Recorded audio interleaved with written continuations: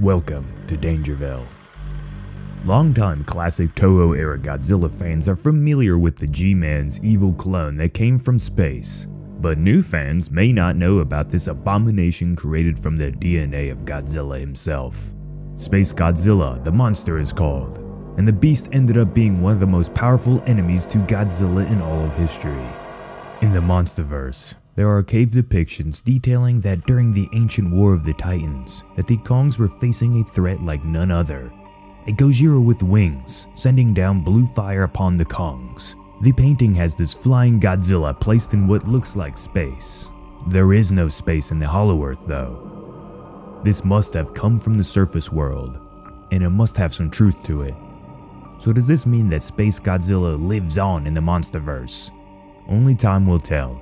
And we will have a video out on this in the near future, so stomp the subscribe button and hit the bell to know when that video comes out. One of my personal favorite monsters in the franchise, and what some people claim to be the greatest of all the Heisei era kaiju. Space Godzilla has gained a sort of cult following since it first appeared back in Godzilla vs. Space Godzilla during the mid-1990s. A creature coming from his own flesh and blood, Godzilla was put to the test when it came to fending off Space Godzilla's attempt at world domination. This story, along with more, will be told to you in this video, so sit back and enjoy. The story of Godzilla's evil clone. Let's get to it. Before Space Godzilla was created, the creative minds at Toho were originally going to go with another version of King Ghidorah, this time calling the three-headed dragon Emperor Ghidorah. But due to the overuse of the character already, along with being confused with other giant monsters, the team thought it would be a better decision to create a brand new monster. And I think the fans are happy for that decision. But you can see some elements of this deleted Ghidorah still remaining in Space Godzilla, like his ability to fly. The team wanted to make something along the lines of a crystalline clone of Godzilla. Some original designs had the monster sporting wings, multiple limbs, and other wacky features that were drastically different from the design we would eventually see. For a moment, Space Godzilla was almost a shapeshifter of sorts, taking on the features of Godzilla's past enemies and eventually the G-Man himself.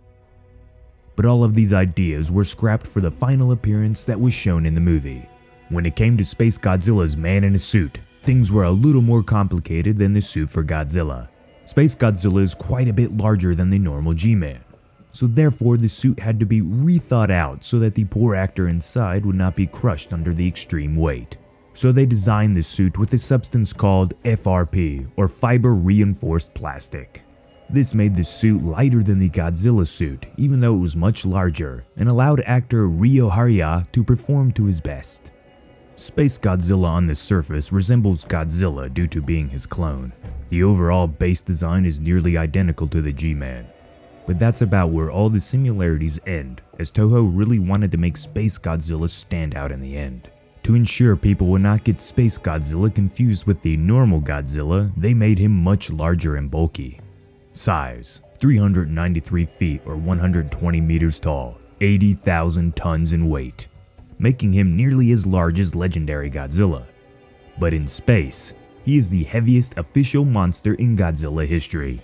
When in his asteroid state, Space Godzilla is 820 feet wide and weighs in at an insane 720,000 tons. His skin was dark purple with a more red tone to his abdominal area. The most noticeable difference were the giant crystals that replaced Godzilla's standard dorsal plates. These crystals are the center of Space Godzilla's power, and we will get to more on them here in a little bit. This massive body, riddled in super hard crystals, made Space Godzilla very stiff in his movement, and the monster could hardly move or use his arms in combat. While this is a clone of Godzilla, it's also a clone of sorts to one of Godzilla's earlier foes, Biollante. We will get to the lore on that here in a sec, but long story short, Godzilla's DNA combined with Biollante's. Hence why this new kaiju had a face that was more elongated and sharp in its features like that of Biollante, topping it off with giving Space Godzilla similar tusks like that of Biollante found around the creature's jaw, and a roar that had more in common with Biollante's high-pitched screeches than Godzilla's iconic roar. Now let's get to the story so you understand more of why Space Godzilla is what it is and looks the way it does. The movie describes the creation of Space Godzilla to be due to Godzilla's DNA somehow being cast out into space and falling inside a black hole. While the film doesn't 100% confirm this, it's safe to assume that due to Space Godzilla sharing traits of the G-Men and Biollante, that once Biollante's essence drifted out into the space after being destroyed by Godzilla, that this was the cause to Space Godzilla's creation. Biollante herself was partially made of Godzilla's cells, so it all adds up to being the cause of why Space Godzilla came to be. Once the cells emerged from the black hole, they began to suck up tremendous amounts of energy from the exploding star that created the black hole, as well as strange crystalline materials found in this mysterious place. Hence the large focus on crystals in Space Godzilla's design. Now fully evolved, Space Godzilla was powerful enough to leave the black hole and travel through the vastness of space, coming in contact with humanity when it destroyed a NASA satellite.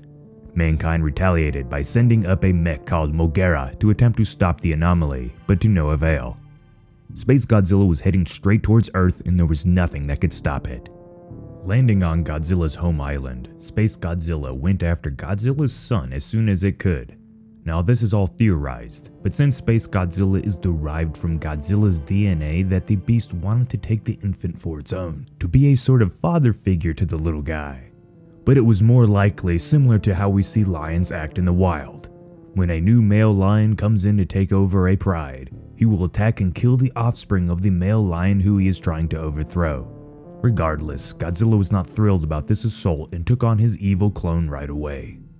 This is where Space Godzilla's impressive powers came into full effect, as the monster made easy work of Godzilla using his telekinetic powers and trapping his son in a crystal tomb. Space Godzilla then moved on to build his own crystal fortress of sorts where his power would only grow more. It took a combined effort of both Godzilla and a rebuilt Mogera mech to destroy Space Godzilla's fortress and power source, along with imploding the dorsal crystals on Space Godzilla's back.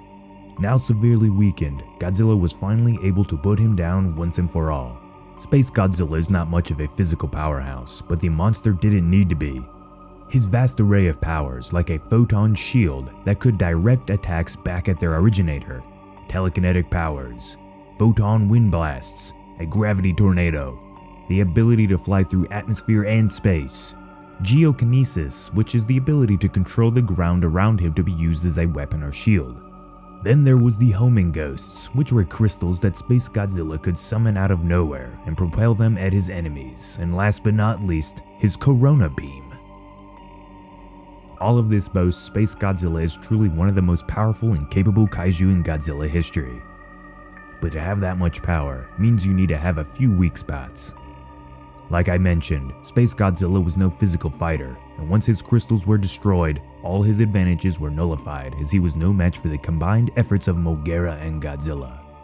So was he truly an evil clone of Godzilla's or just misunderstood?